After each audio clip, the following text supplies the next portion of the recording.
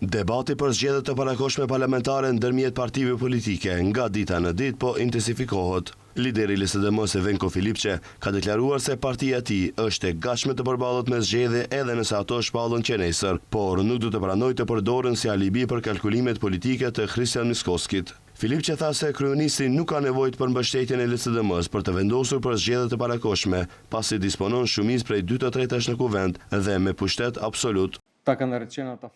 Ne jemi të gatshëm për zgjedhje, edhe sikur të mbaheshin nesër, ne jemi të gatshëm për zgjedhje si me ekipin ashtu edhe me programin, me master planin për Maqedoninë dhe marrëveshjen me qytetarët, të cilët do ta prezantoj gjatë muajit shtator.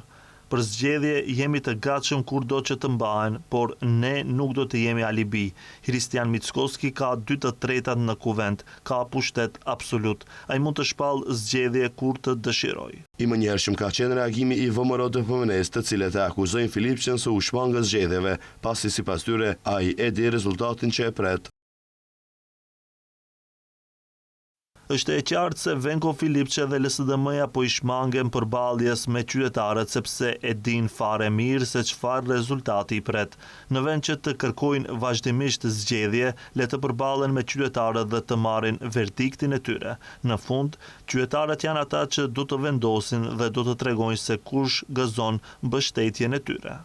Kujtojmë se për zgjedhjet e parakohshme parlamentare edhe partitë e bllokut shqiptar kanë mendime të kundërta. Partitë opozitare, duke përfshirë BDI-n, ASH-n dhe Lidhjen Shqiptare të Zjadin Selës, vazhdimisht kërkojnë zgjedhje, ndërsa nga partia në pushtet Vlen theksojnë se vendi nuk ka nevojë për zgjedhjet e parakohshme, pasi sipas tyre duhet vazhduar me projektet të cilat ata i kanë filluar.